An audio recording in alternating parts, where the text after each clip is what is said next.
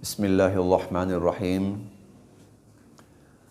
پارہ نمبر 25 کا خلاصہ پیش خدمت ہے۔ پارہ نمبر 25 کی پہلی آیت میں اللہ رب العزت نے اپنے علم، اور وہ بھی اللہ تعالیٰ کی ایک آیت ہے اور اللہ تعالیٰ کی ایک قدرت ہے اور اللہ تعالیٰ کی ایک صفت ہے علم الہی، اس کی ایک چھوٹی سی جھلک انسانوں کو دکھائی ہے اللہ رب العزت نے کہ اللہ کا علم کتنا وسیع ہے۔ چنانچہ اللہ تعالیٰ فرماتے ہیں الیہ یرد علم الساعہ، قیامت کا علم اللہ ہی کے پاس ہے اور اللہ کے سوا کسی کو نہیں پتا کہ قیامت کب آئے گی۔ قل انما علمھا عند اللہ، آپ کہیے کہ قیامت کا علم تو اللہ کے سوا کسی کو بھی نہیں ہے۔ نمبر 2، وما تحمل من انثى ولا تضع الا بعلمہ۔ اس جملے پر تھوڑا سا دھیان دیجئے گا۔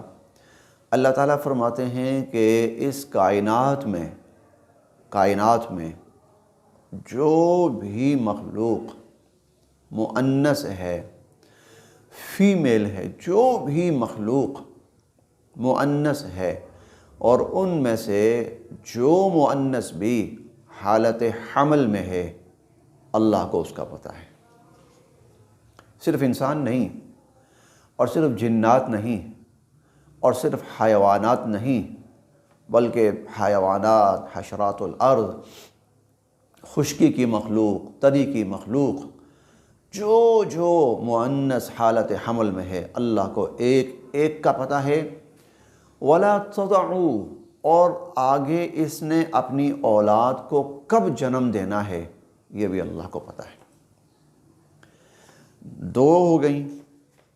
تیسری، وما تخرج من ثمرات من اکمامہا، کون سے درخت کون سے پھل دیں گے اور ہر درخت کا کتنا پھل نکلے گا یہ بھی اللہ کو پتہ ہے، یہ بھی اللہ کا علم ہے۔ 7ویں پارے میں ہم نے ایک اور بات پڑھی تھی، اللہ کا علم کتنا وسیع ہے، کتنا گہرا ہے۔ وہاں اللہ تعالیٰ فرماتے ہیں وما تسقط من ورقۃ الا یعلمھا، کہ روئے زمین پر کہیں ایک پتا بھی گرتا ہے اس کا بھی اللہ کو علم ہے۔ سوچئے، روئے زمین پر درخت کتنے ہیں؟ ہمیں تو صرف ایک شہر اگر ہم لگا لیں تو ہمیں ایک شہر کے درختوں کا نہیں پتہ۔ زمین پر درخت، پہاڑوں پر درخت، صحراؤں میں درخت، گھروں میں درخت، اور سڑکوں پر، گلیوں میں درخت، پارکوں میں، جنگلوں میں درخت، اور بلکہ دریاؤں اور سمندروں کے کناروں پر درخت، پھر ہر درخت کی ٹہنیاں، پھر ہر ٹہنی کی شاخیں، اور پھر ہر شاخ پر پتے، ان میں سے ایک پتا بھی کہیں گرتا ہے تو اللہ تعالیٰ فرماتے ہیں مجھے اس کا بھی علم ہوتا ہے۔ یہ اللہ کا علم ہے۔ اسی لیے اللہ تعالیٰ بار بار قرآن کریم میں فرماتے ہیں انہ علیم بذات الصدور، کہ اللہ تعالیٰ تو سینوں کی باتوں سے بھی واقف ہے۔ یعنی انسان دل میں کیا سوچ رہا ہے اللہ تعالیٰ کو پتہ ہے۔ وَنَعْلَمُ مَا تُوَسْوِسُ بِهِ نَفْسُ، انسان کے دلوں میں خیالات جو آتے ہیں اللہ تعالیٰ فرماتے ہیں ہمیں وہ بھی پتہ ہے۔ تو اللہ کا علم اتنا وسیع ہے، اس قدر گہرا ہے، اس قدر محیط ہے اللہ رب العزت کا علم کہ کائنات کی کوئی چیز اللہ کے علم سے باہر نہیں ہے۔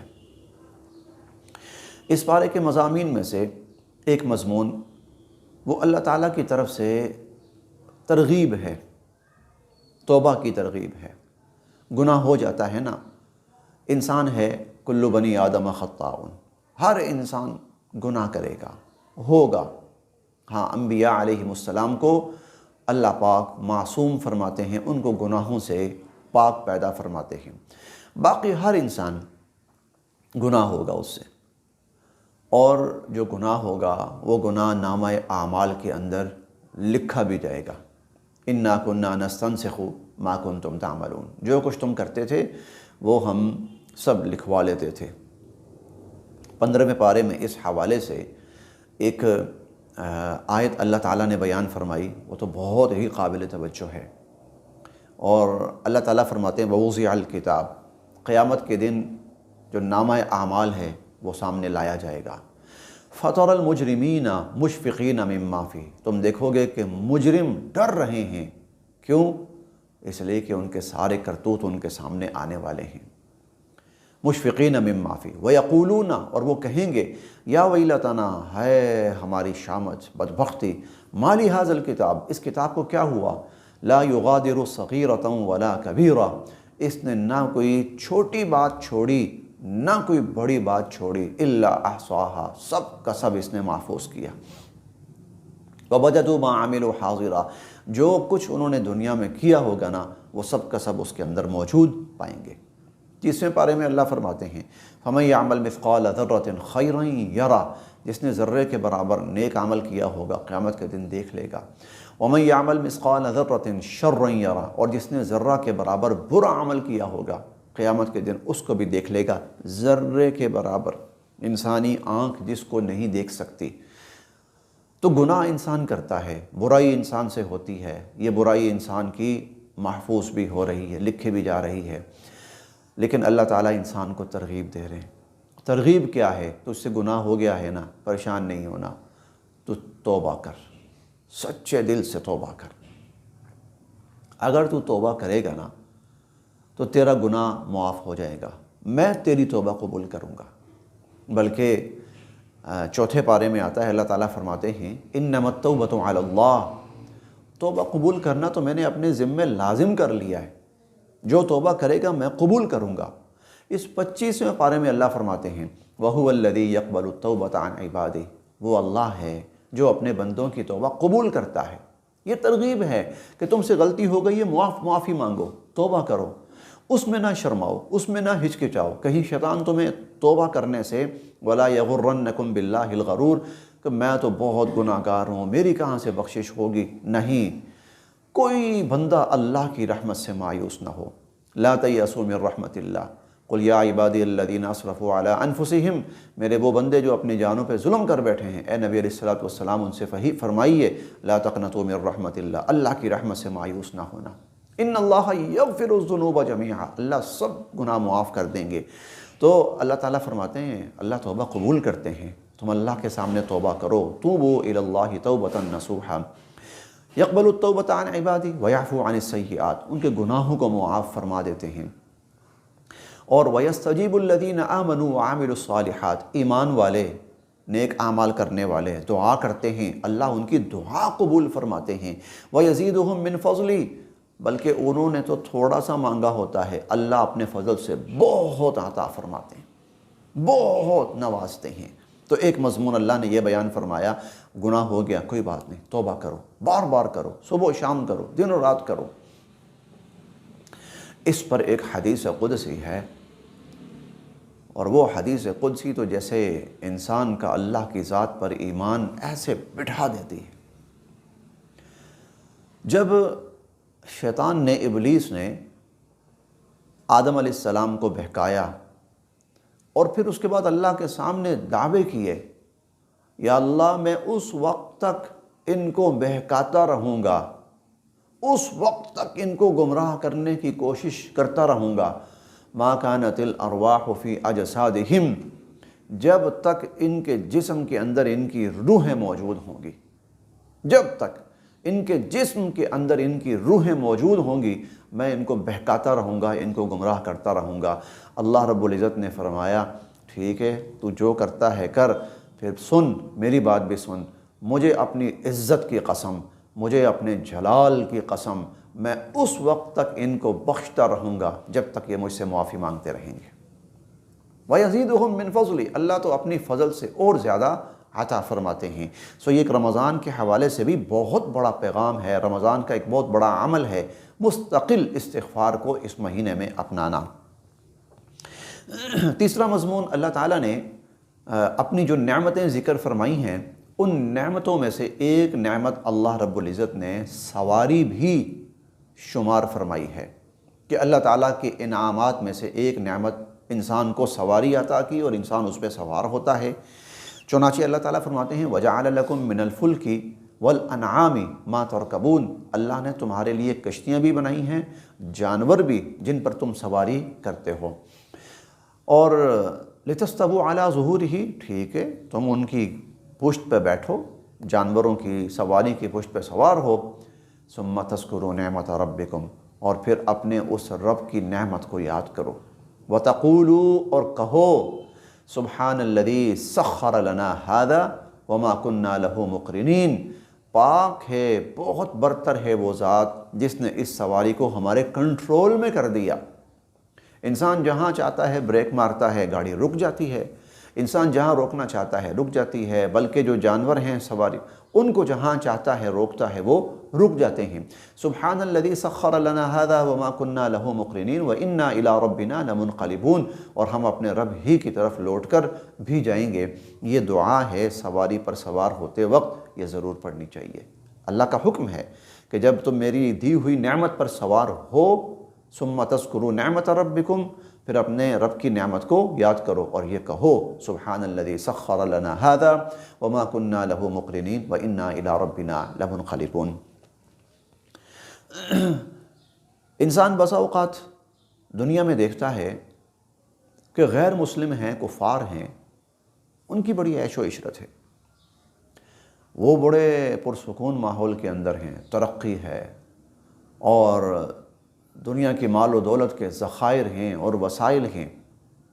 کفر کی رونق چہل پہل دیکھ کر بسا اوقات انسان ڈگمگانے لگتا ہے اور شیطان بہکانے لگتا ہے انسان کو۔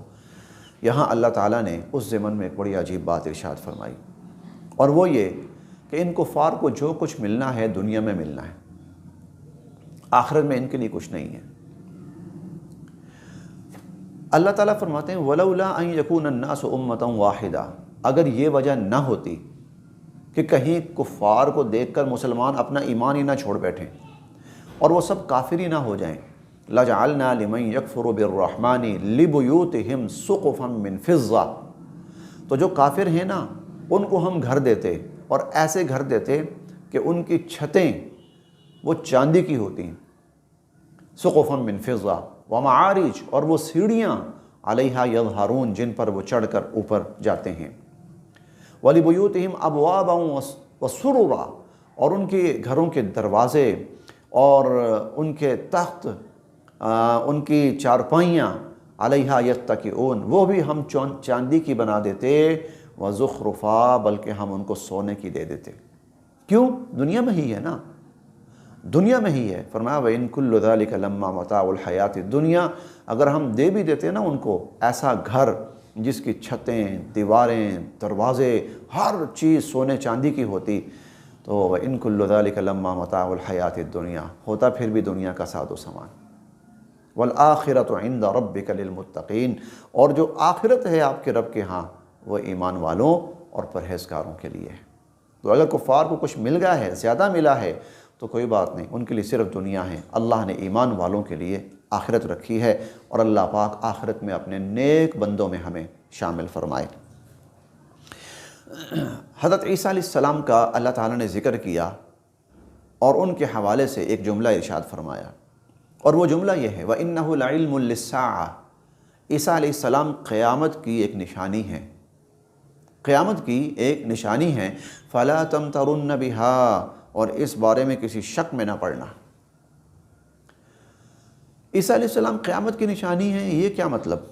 اس کا مطلب یہ ہے کہ اللہ رب العزت نے سیدنا حضرت عیسیٰ علیہ السلام کو زندہ و سلامت آسمان پر اٹھا لیا ہے، بَل رَفَعَهُ اللَّهُ إِلَيْهِ، چھٹے پارے میں ہم نے پڑھا ہے، اللہ نے انہیں اپنی طرف اٹھا لیا ہے۔ تو قرب قیامت میں اللہ تعالیٰ سیدنا حضرت عیسیٰ علیہ السلام کو دوبارہ دنیا میں بھیجیں گے، اس لیے حضور علیہ السلام نے قیامت کی جو بڑی بڑی علامات بتائی ہیں کہ جب یہ چیزیں ظاہر ہوں تو سمجھنا قیامت قریب آ گئی ہے، ان میں سے سیدنا حضرت عیسیٰ علیہ السلام بھی ہیں، کہ عیسیٰ علیہ السلام کا نزول زمین کی طرف یہ بھی قیامت کی نشانیوں میں سے ہے۔ جب یہ آیت نازل ہوئی سیدنا عیسیٰ علیہ السلام آسمان پر ہیں، اللہ تعالیٰ نے فرمایا میں انہیں قیامت کے قریب زمین پر اتاروں گا اور ان کا آنا قیامت کی قرب کی نشانی ہوگی، کسی شک میں نہ پڑنا۔ اسی طرح اس پارے کے مضامین میں سے ایک مضمون، دنیا کے اندر انسان لوگوں کے ساتھ تعلقات استوار کرتا ہے، دوست بن جاتے ہیں، ایک دوسرے کے دوست، فلاں فلاں کا دوست، فلاں فلاں کا دوست۔ اللہ تعالیٰ فرماتے ہیں الاخلاء یومئذ بعضهم لبعض عدو، جب قیامت کا دن آئے گا نا تو یہ سارے دوست ایک دوسرے کے دشمن بن جائیں گے، دوستی دشمنی میں بدل دے گی، قیامت دوستی دشمنی میں بدل دے گی۔ ہاں البتہ فرمایا الا المتقین، سوائے پرہیزگاروں کے کہ جو ایمان والے ہوں گے، نیک ہوں گے، پرہیزگار ہوں گے، تو ان کی دوستی قیامت کا دن بھی ختم نہیں کر سکے گی۔ لہٰذا کسی کے ساتھ کوئی تعلق استوار کیا جائے، کسی کے ساتھ دوستی قائم کی جائے، کسی کے ساتھ بھائی چارہ قائم کیا جائے، وہ اللہ کے دین کی بنیاد پر، ایمان کی بنیاد پر قائم کیا جائے۔ ہم نے 19ویں پارے میں یہ بھی پڑھا تھا کہ وہاں پر ظالم کہے گا یا لیتنی لم اتخذ فلانا خلیلا، اے کاش فلاں کو اپنا دوست نہ بنایا ہوتا۔ تو دوست دشمن بن جائیں گے الا المتقین، سوائے پرہیزگاروں ایمان والوں کے، کہ ان کی جو دوستی اور تعلق ہے وہ قیامت کا دن بھی ختم نہیں کر سکے گا، اور وہ قیامت کے دن بھی دوست ہوں گے، جنت میں جا کر بھی وہ دوست ہوں گے۔ مضامین تو بہت ہیں لیکن اختصار کی بنا پر اسی پہ اکتفا کیا جاتا ہے۔ اللہ تعالی ہم سب کے لیے عمل کی راہیں آسان فرمائے۔